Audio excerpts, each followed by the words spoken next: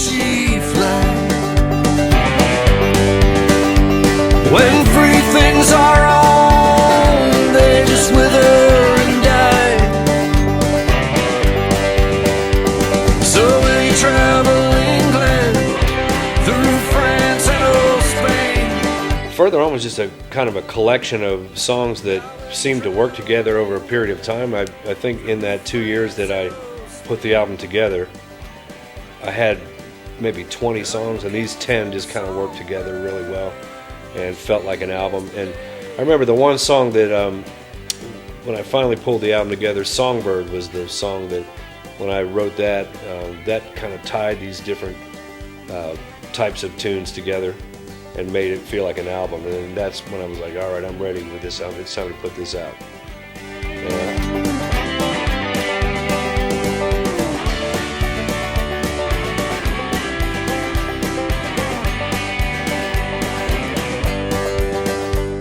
Hey, where are you going on such a fine day? Now where are you going on such a fine, fine day?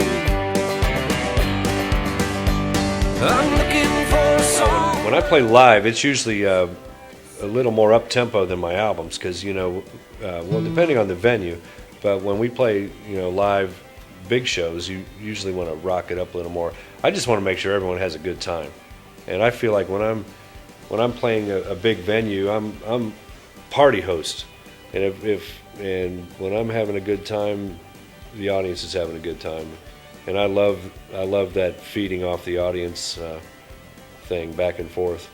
Love it. I had a pretty little gal, brought her from the south.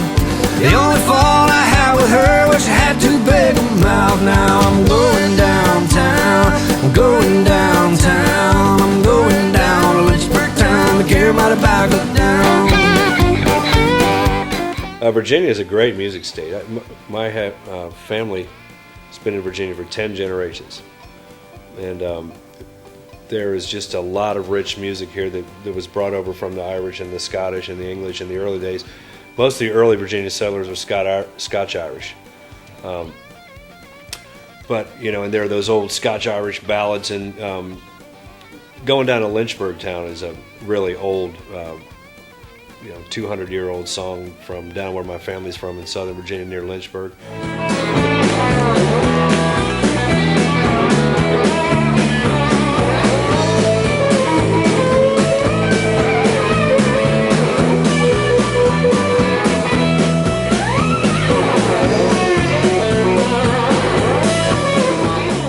To have your son be as good as my son is just a real thrill. I mean, this kid is 19 now.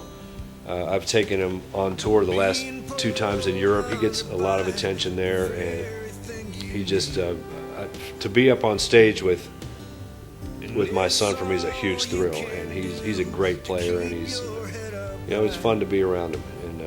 And I love the fact that I had him on this album, and he's now touring with the band.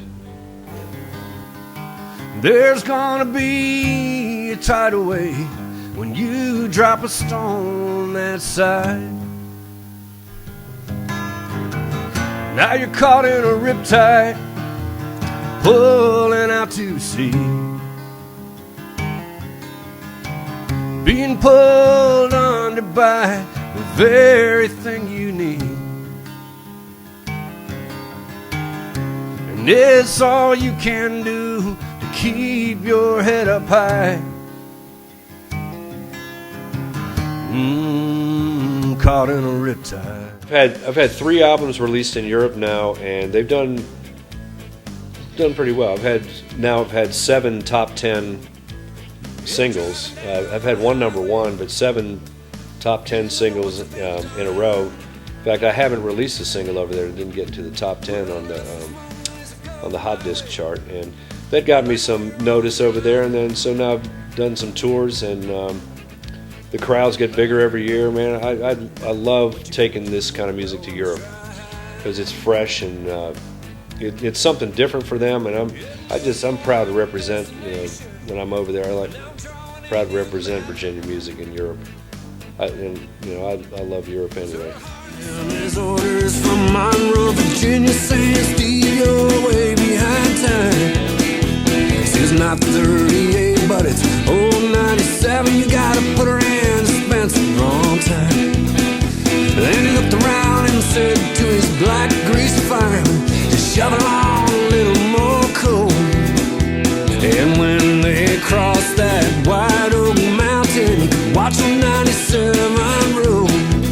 The actual wreck of the old 97 happened right near where my family is from, my dad's family, right near. They lived in a town called Lynch Station, right near Alta Vista, Virginia. And my grandfather was born in 1893. And when he was a young boy, he would go out to the railroad tracks. There wasn't much to do back then, but he would go out to the railroad tracks and wave at all these engineers, and he knew what time each train came by in the morning and all the names of the engineers, and he'd wave to them. And the 97 was one of the trains that he'd wave to, and he actually waved to the 97 the morning of the wreck.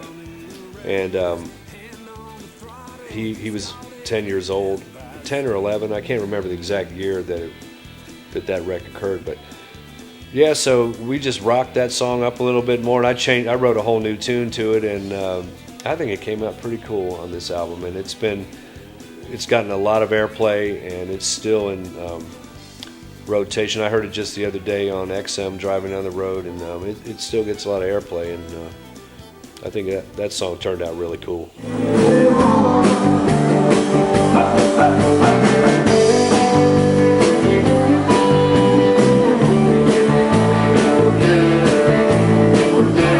My music is exactly what it is. You know, I don't try to be anyone but myself. I never tried to be like a country artist or a folk artist or a rockabilly or a rock or whatever. It's just whatever I play is me, and I guess you just if it conveys anything, I hope I just convey the fact that it's real.